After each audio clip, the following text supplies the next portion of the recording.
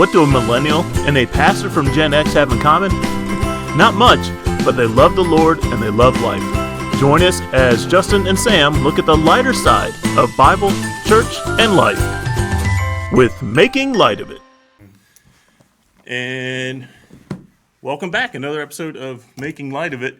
And this is episode 3, which in Spanish is... Tres. See, I say that again? Tres. So I say trace. Trace. Trace. Trace, yeah, that's your typical, I'm going to say it like you that. got a good roll going on in Look, there. you got to roll the R. You got to make it sound like it's straight from the island. I know you're supposed to. Supposed to. So for some people, it's hard. I never ran into that issue. I can't do it without sounding creepy. Like, that's a good point. Yeah, you sound like a ruffled muffler, like a alley cat. Or never experienced one of those, but I could imagine that's what it would sound like. Never experienced an alley cat? Just a wild cat? Never really been in an alley. Oh, a wild cat, but not alley close. Cat, yeah, it's not specific to an alley per se. Okay. It's like we're just talking about like a wild cat. That's out I there. tried to stay away from them. And they try I'm to allergic. And generally, are you allergic? Yeah, to I'm cats? allergic to cats. Yeah. Ow. I can be near them. I can be in the same area as them. But if I go like hand to cat to face or anything like that body part, that's when it goes a little wild. Hand to cat to face. Hand, cat to then face. Yeah, because Okay. I can go hand to cat and be good if I don't hit my. Do you face. have any family members that have cats? I did. What happened? I had a cat at one time. So, what happened to the family member? Don't you know I'm allergic? Yeah, well, we ruffled them You're up. cut off. You're done. They're still looking for the cat. It was very so. cryptic then. I had a cat one time, Snuggles. Did you? Yeah, we had to get rid of it when we found out I was allergic. When you're a kid. Yeah. So I have that story too. My oldest son Tadden, when he was really young, we had a cat. I loved the cat, but then I had a dog, and so his first 2 years was like he's getting all these allergies. And now he ended up having severe peanut allergy, still has it, milk allergy. But then we went to do the doctor's visit where they poked the skin and it was nasty. Yeah, I can so imagine. a 2-year-old kid, and you're stabbing him and saying, "Don't touch it, don't touch it." So you're taking a magazine, you're fanning it, and all that kind of stuff. The poor kid. So we're doing this allergy test, and it comes up dog, cat, all that kind of stuff. Ugh. Now, I believe at this time we might have already, our cat had already probably gone to a farm somewhere. But our dog, Tucker, he was my beagle. No, Tucker. Loved him. And I remember driving home, and I'm like starting to cry. I'm like, I have to get rid of my dog. Bye, Tucker. Oh, it was such a sad experience. So yeah, I do know the whole allergies. You got to get rid of it. And staying along those lines, now he's still allergic to cats. Yeah. Like we have 2 dogs, hypoallergenic, which means they have hair, not fur. Lucky. My in-laws have cats. Oh, Or a yeah, cat. Sal. I have an experience at Sal's house with a cat. Yeah. And I'll tell you, I'm going to put them on blast. When they got this cat, they had a million pictures of this cat. A million pictures of this cat. And I would ask them, hey, can you show me a picture of your grandchildren? They're like, scroll. Yeah, let's go all the way back here. Yeah. Hold on, I got to find the album. But Shadow's like boom, boom, boom all over that. Shadow's the shadow. Poor guy. We Gotta show couldn't the stay cat at the off. house very long. My parents had a dog that had fur, so when we'd stay there, he'd be a hot mess. But Wow. So yeah, I understand. I couldn't imagine being allergic to a dog. I'd be sad. Cats, cool. Well, unless it's a hyperallergenic. Dogs have dog, hypoallergenic, so there's always a plan B. Cats, the only hypoallergenic cat is those nasty ones with no. Those skin undesirable cats. Oh, they're so. Listen, I know someone loves them. Somebody out there does. Sorry, if you do, you have a special heart. It looks You have like special a heart. deformed rat. It does. They are so Like a scary. naked mole rat. And it doesn't matter how old they are; they look so old. They got so many wrinkles. From a baby, they've got the Benjamin Button in cat form. Benjamin Button on that. There's a movie reference that I know, never seen. Never seen it, really. Never seen it. I seen it as a kid, and I think I know my enough whole about life. it. Like it doesn't appeal to me. Yeah, it really. I was a kid, and I had no choice but to watch it with my parents. And the rest of my life, I wondered what it would be like. Every now and then, I'm like, I not kind of get wish I old. had it. I'd be, young again. That's Let me hilarious. go back to being a baby. That's funny. So while we're on the topic of animals, this will be a great transition. So one of my favorite animals of all time is buffalo. Buffalo. Yeah, and I've like always buffalo. loved buffalo. That's a big animal. It's a big monstrous, like it looks like it works out. What makes you like them so much? Like, what Well, is they're it? What, big and they look like they work out. So it's the man's animal. right. So I grew up a lot in the Midwest. Okay. So most of my early formative years are in the Midwest. Gotcha. The animal of the prairie is the buffalo, the bison. okay. Like it's a big it's a big deal out there. And, you see all the Old West, there's buffalo out there and stuff like that. So I just kind of gravitated towards interesting. it. But what I learned recently, and this is going to lead us into our food for thought. Here we go. That was a segue we had. Seamless. Don't know how we got there. It's kosher. So there's fields out in Colorado and Wyoming. Side note, I used to live in Wyoming. We can get into that at another time. But there's these plains off the mountains where buffalo and cows both graze in the fields. Okay. Some wild, some, it could be a big farm. But what they noticed is, what would happen is, especially if you've ever lived around mountains, you know that oftentimes the storms, they'll come rolling in over the mountain. They come in strong and heavy. Yeah. They really do. Yeah, they're fierce. My year in Wyoming, we had snow drifts that made it to the second story window. Like, this was Wow. They're big. That's no joke. They're big storms. No jokes whatsoever. It'd be cool to experience, though. It was very cool. One of my lifetime memories. Yeah, see? So when these storms come rolling over the mountains, animals are hypersensitive to atmosphere. Yeah, almost always. they're in tune. It's bizarre. It's an incredible thing that God did building into them. Just an amazing thing. Well, buffaloes and cows have two very different responses when it comes to the storms. And what they notice is that when the storms come up over the mountains and are starting to come into the plains, the cows kind of turn and run away from the storm. Okay. And they try to get away from it. I'm with them. The buffalo, very different mindset, actually gather together and head towards the storm. Okay. And the concept is they get in and they go through the storm. So the storm's coming, let's say, east to west. They're going west to east. So their time in the storm is greatly reduced. Okay. And if you think about these powerful animals, they're very front-loaded. Yeah. The Yeah. buffalo. Huge those heads, broad shoulders, huge yeah. shoulders, very front-loaded. You can almost see this, and there's plenty of pictures out there, these animals trudging through the storm, into the storm. And they essentially shorten the amount of time that they're going to have to endure and suffer the storm. And so I learned this recently, or a few years ago. If you can see, what does my hat say? Into the storm. What does my shirt say? Into the storm. Right. So I am branded out Wow. today. But the concept is we're going to face storms in life. Mm-hmm. We're all happy. We're going through storms right now. We're going through sure. stuff right now. Whoever's listening is going through something right now. 100%. And there's a multitude of ways to deal with the storms. Run or run into. Yeah, I run think- away or run into. A lot of people are like the cow. Yeah, get run away. away from it. Like, I want to try to get away from this. But natural response. it doesn't make the storm go away. Sometimes we have to get into it and face it. So this whole concept of into the storm, there's a workout brand that's out there that kind of they kind of lead into this, and I've just kind of bought into it. And it is like, you're gonna deal with it. Like, it's coming. Mm-hmm. You're gonna have to deal with it sooner or later. So why not deal with it now? Yeah. And if you're a Christian and you love the Lord, it doesn't mean you're excluded from storms. What it does mean is you're going to have someone to kind of help you through that. And I gave you a verse ahead of time to kind of deal with that. John 16:33. John 16:33. Let's see, 16:33. It says, "I have said these things to you, that in me you may have peace. In the world you will have tribulation, but take heart. I have overcome the world." Right. So, and this is the great thing. Like, hopefully believers are enough in their walk to say, hey, life's not going to be perfect. Like, it would be so wonderful if you got saved, you took the Lord as your Savior, took Him as your sovereign, and then bam, like, life's good, life's great. But in actuality, it actually gets tougher. Yeah. No rainbows, more like storm clouds. It really does get difficult because we're not living in a world where, like, Christ is king at this moment in time. The devil roams around. Like, he's just ready.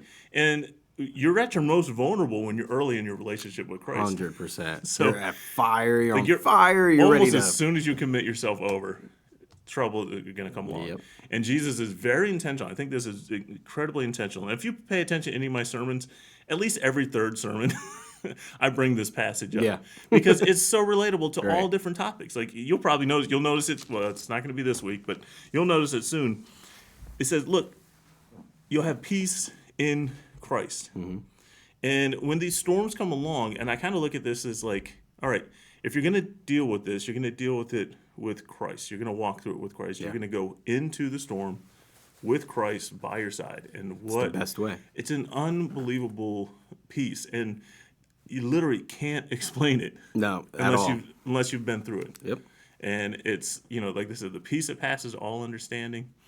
And unless you walk that walk, you have just no clue how strong and how awesome it is. So I'm a big fan, not only the buffalo, they're super cool. My brother's a huge fan of buffalo. He lives out in Chicago, and there's actually farms not too far away. They have buffalo in Chicago? He'll just go, the outskirts. Okay, I gotcha. Not in Chicago. Not in. In like inner city. They frown on that.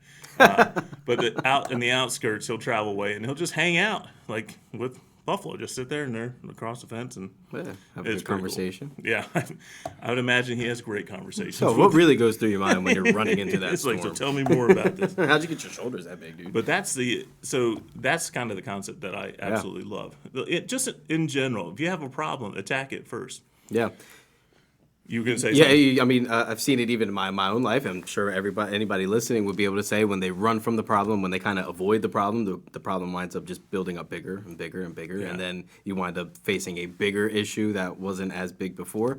And when you face it head on, just like you said in the buffalo, they shorten the amount of time that they endure the storm. Right. If we walk into it head first, especially with Christ, I mean, we could shorten our time in this storm. That'd be great, right? Yeah. It doesn't necessarily mean it's going to be shorter. We're going to get through it. It doesn't mean it's going to be less strong. If we could, get through it with the one person who could sustain us through it all, we can lean on him for his strength. By his power, we can overcome. Yeah, I like that. So I want you to look up the next verse. Yeah. So while you're looking that up, it's a very similar concept. Have you heard the phrase "eat the ugly frog first"? Eat the. I feel like I have. I feel like I have. I can't confidently say yes. So here's the premise behind that for anyone who's not heard it. There's a great short book about this, and it's basically about prioritizing and doing task. It's a doing task. It's a task oriented thing. So if you have 2 frogs and you have to eat one of them, there's no exclusion. Okay. Eat the ugly one the first. Ugly one first. Why? Because you don't want to eat the good-looking one with the ugly one staring at you. So the concept is, if you have 2 tasks in front of you, do the difficult one first, right? So you can have the easy one later. Exactly. I understand so things that go down here. So I couldn't grasp the frog. Eating the ugly frog. Yeah. Yeah. So that's the whole concept. Now, where that came from, I have no idea. Someone ate a frog. Someone was in a situation where they had to eat a frog. They had to eat frogs, and maybe they didn't choose the ugly one first, and that's why they're like, you know what? The moral of the story. Choose the ugly one first. If I would have known that beautiful frog was not going to slide down my gullet like they said, I would have eaten the ugly one first. Oh, man, I could just vision it. I don't like it. I don't like it at all. You see the little feet sticking out and just splaying out, just kicking, trying to go. Frogs. Oh, what's that? Where are we at? We're at Isaiah. So Isaiah 43. Back to the concepts of Isaiah. So Isaiah 43:2. 43:2.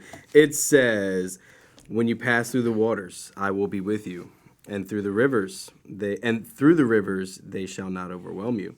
When you walk through fire, you shall not be burned, and the flame shall not consume you." Okay, so that's kind of a picture of God walking with His people. A lot of what we see in Isaiah, we can actually say, okay, there is some relation to what we're dealing with and going through.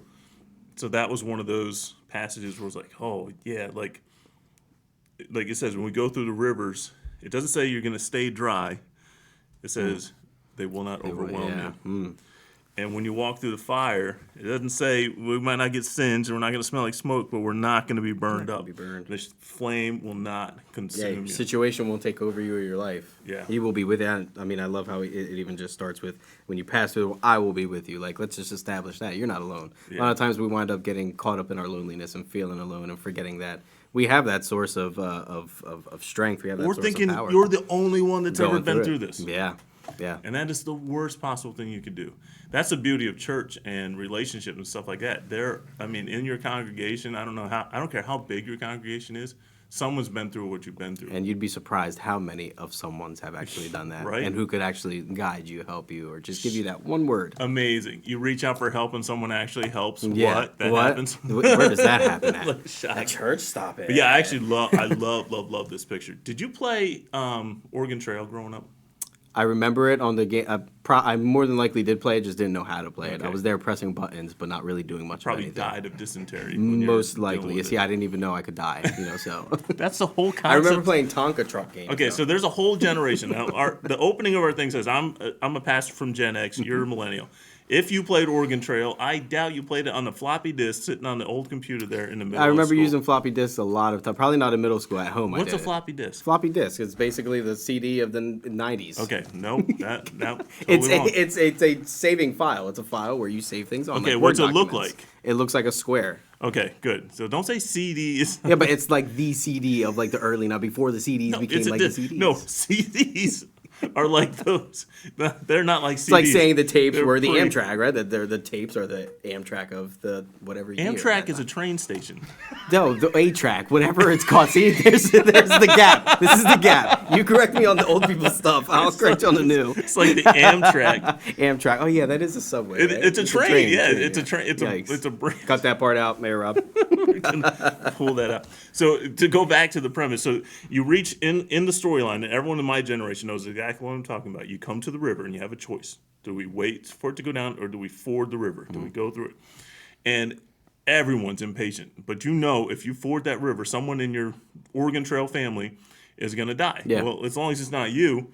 You just so when I get this picture, like back to Isaiah when it says, "I pass through the waters, I will be with you." That's kind of the image I have. Is like we're fording through the waters, but instead of us losing somebody, it's a perfect setup. Yeah. Christ is with us. Nothing's going to happen. It's like a Jordan River moment. We're going to pass through. We're going to pass through nice and safe, but we're actually getting like through it. It'd be pretty cool. All right, I think we've exhausted that enough. We learned about buffaloes, ugly frogs, and Oregon Trail and trains. So, And floppy disk. and We confirmed. We knew. don't say we had to bridge I the gap still am not there. convinced that if I laid it out, you would know exactly what it is. I saved a lot of Word documents on floppy disks. Did you really? I did. At home? I used to like to write as a kid, so I would go on there and just. Was it at home? 'Cause At it home, wouldn't have been yeah, at school. home, not at school. Yeah, it wouldn't have been home. at school. It'd been your cheap parents. No, I'm who pretty couldn't sure they afford the new used floppy computer. disks at some point at school, but yeah, definitely at home. There was a lot of floppy disks, Gotcha. and we would write on there what it is. Yeah, Yeah, on the title. I got you. All right. Well, I lived enough. I don't know. I still have to validate that. I still feel like we're talking about like CD covers and all that kind of stuff. Oh, the books and the CDs. All right, we got a what's our segment today, Mayor Rob? Next segment is Fly on the Wall. Fly on the wall. All right. All right, I'll give you that, Sam. So Yeah. I've got one. I've been thinking about it, and you know what? So let's- explain what fly on the wall is. For Fly those in who the don't wall know. is where I give you a scenario and you give me what's you see going on. What are you feeling in the room? What's going on? What's taking place? What are you smelling? What are you seeing? What are you hearing? Smell. Gotcha. Well, Okay. Smell could be Excellent. it too. All right, so we are going to make you the fly on the wall in the area or room or whatever it might have been where Judas sold Jesus. Oh, Basically sold his location. And So gave he's him in up. there with all the Pharisees, Sadducees, Sanhedrin, all those people, everybody.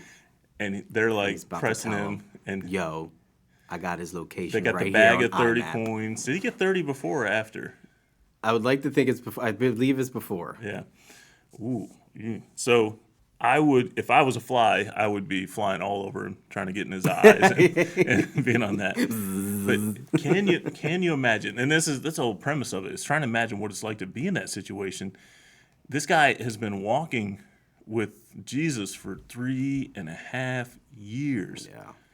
and he's been surrounded by guys that are just like him, following suit. Like he's seen miracles. He's been out and he's done miracles. He's been cast out and he's done miracles.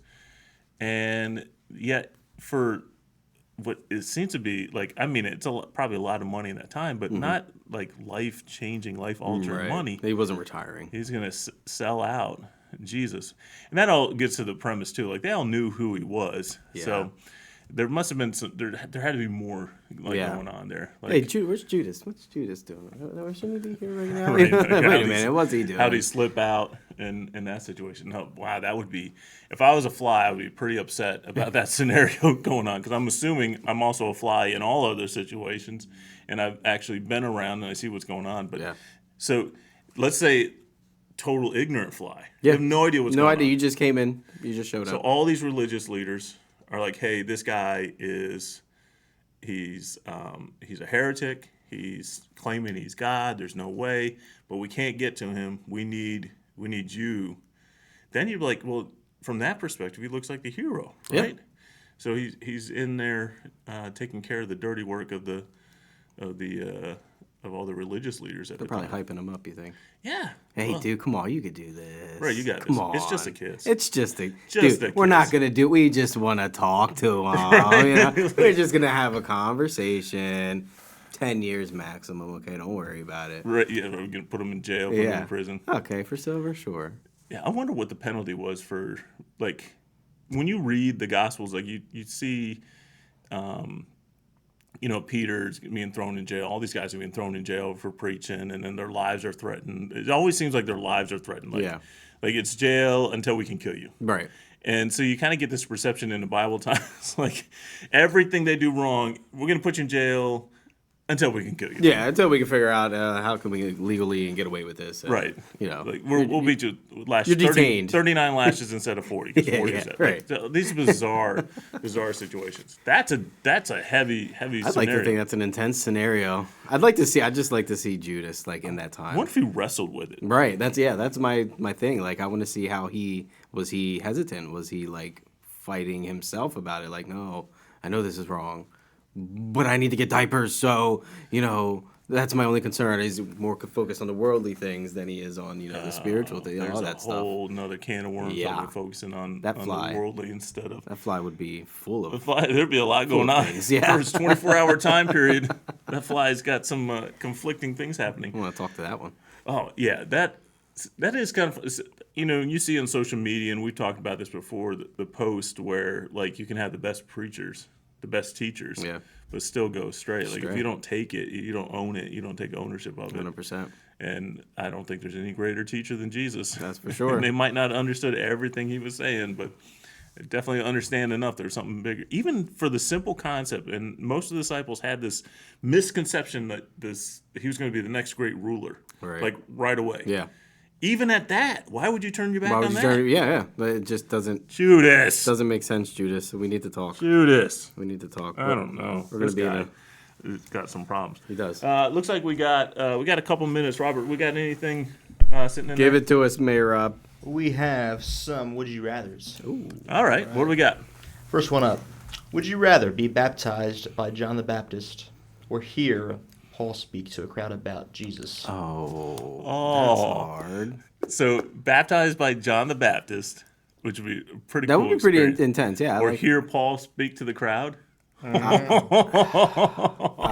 sorry, John. Yes. I'm picking Paul. Oh, this is a tough one. Yeah, like it's I very actually tough. struggle because I love these guys. I'm too much of a Paul guy to go against Paul. Though. So my thinking is too, but with John the Baptist, he's also like ranting and raving throughout good the point. You process. do So get he's the word not from just him. like come in, Father, Son, Holy Spirit, boom, Right, bopping right. in and out. He's also preaching in the process, hollering people out, calling out the Pharisees that are there. So I'm sure this is a whole.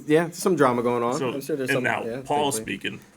There's drama going on. Yeah, 100%. He's Like- probably if he's speaking to people, it's an intense He's sermon. like, and you did this, and, And- you did this, and you did this. Maybe I don't want to walk up to that conversation. I thought I was a worse of Calling me sinners. out. Look at you, Justin. That white jacket, I bet you got a stain on it What's already. going on? Like, what are you doing here? Yeah, I think I'd go with Paul. I do like the idea of John. Though, if he dipped a locust in honey and let me eat it, I'd probably pick him. We had lunch. Yeah, sitting out the if side. he had lunch for me. You would eat locust I wouldn't, but if it was from him, I would. if John was serving John. Only way so to we're do it calling is this with John. John's communion. John's the communion, Locust. yes. We're gonna pass the the locust pass and the drink the locust honey. and pass the honey. Honey, I'm 1,000% in on. Yeah. I love honey. Actually, you know what my new big thing is? Mike's Hot Honey.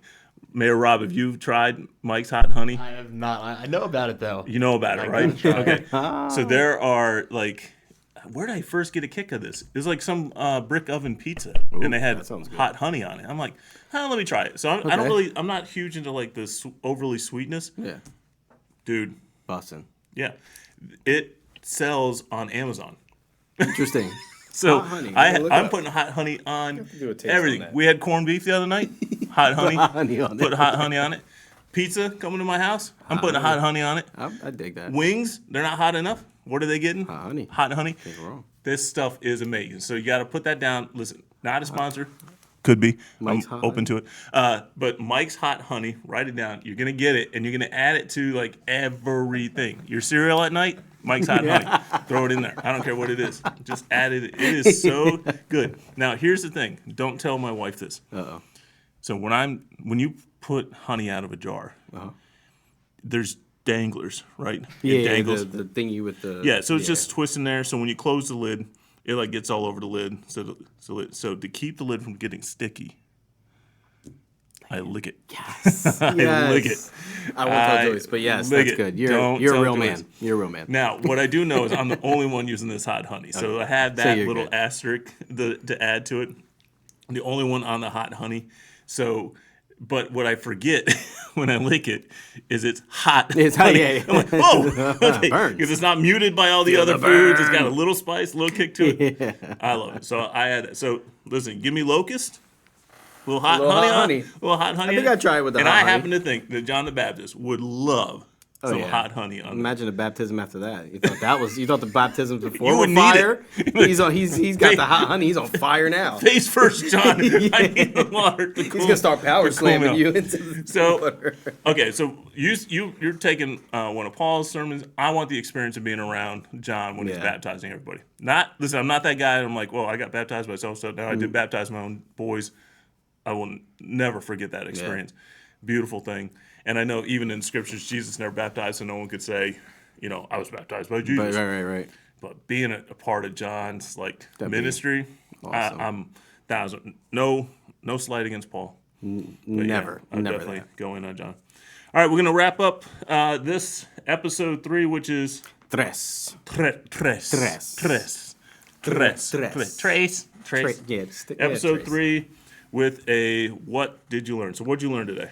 That buffalo they're like the mega mammal. They're They're the mega mammal. I would classify them as the mega mammal. They're tough, and they're mentally tough, and they're physically tough. Yeah. They run right into the storm, and they'll run right into you.